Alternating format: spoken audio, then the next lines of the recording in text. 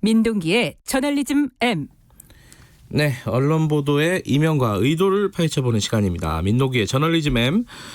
오늘은 어떤 거 갖고 오셨나요? 어제 조선일보 11면에요. 정정 및 반론 보도가 하나 실렸습니다.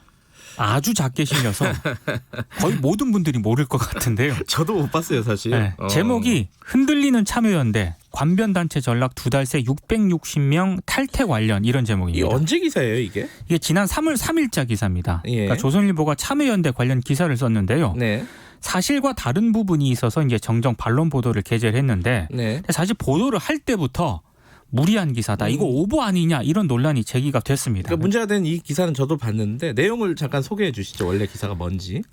참여연대 회원 수가 지난해 11월을 정점으로 감소세를 보이고 있다. 네. 이런 내용이고요.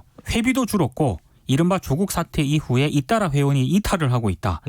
회원 게시판에는 권력 감시 기능 상실에 대한 쓴소리가 쏟아지고 있다. 이런 내용입니다. 네. 그러면서 핵심 인사들의 잇따른 탈퇴도 역시 시민회원 줄탈퇴에 영향을 줬다고 하면서요. 네. 올해 1월 양홍석 공익법센터 소장이 검찰개혁을 비판하면서 참여연대를 떠났다. 이렇게 보도를 했습니다. 자, 이 내용 중에 뭐가 사실과 다르고 문제가 있는 겁니까?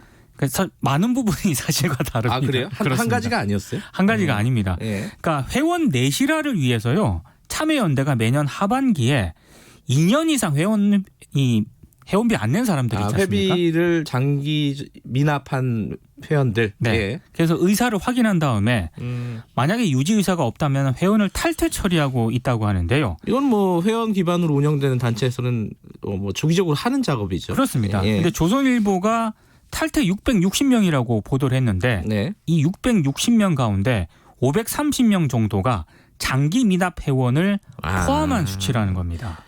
이 과장을 한 건지 모르고 쓴 건지. 과장인 것 같습니다. 제가 그래요? 봤을 때. 그리고 조선일보가 작년 11월 20일 15,300여 명을 정점으로 참여연대 회원수가 정점을 찍은 다음에 지난 2월까지 매월 줄어들고 있다라고 보도를 했거든요. 네. 근데 참여연대는 회원수 안 줄었다. 오히려 같은 시기 회원 가입 수는 탈퇴 수보다 156명이 많다. 그럼 순 증가한 거네요. 그렇습니다. 그죠? 반박을 예. 했습니다. 그러니까 예. 한마디로 조선일보 보도 내용을 간단히 정리를 하면은요. 참여연대가 문재인 정부의 쓴소리를 못하는 기득권 세력으로 전락을 하면서 회원이 급감하고 탈퇴 요청이 잇따르고 있다. 이렇게 보도를 했는데 이게 사실과 다르다는 거고요. 네.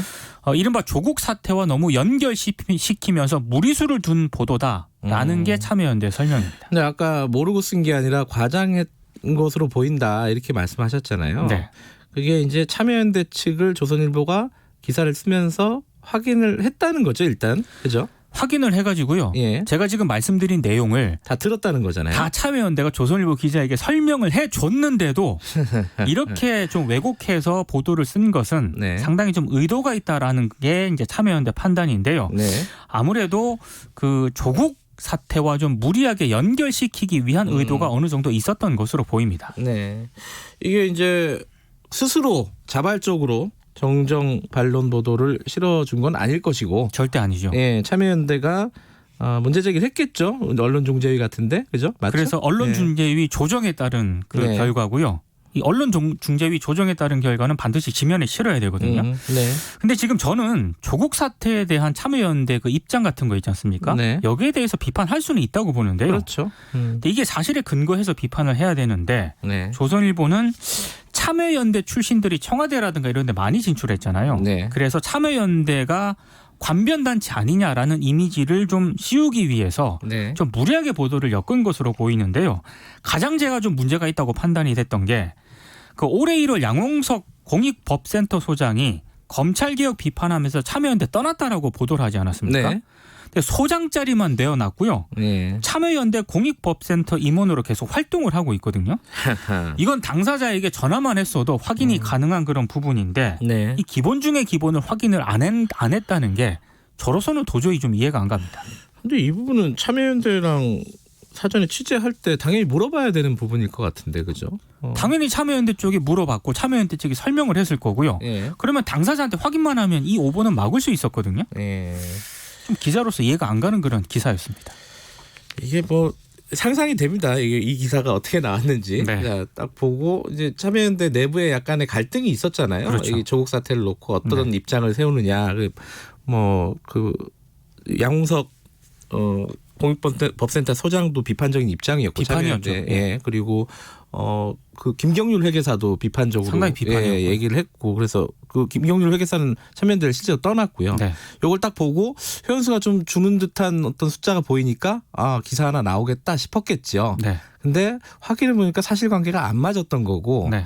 그러면 안 쓰면 되는 건데 그렇죠. 예, 이제 써야 되니까 또 본인은 이렇게 무리하게 예. 기사를 쓴 거죠.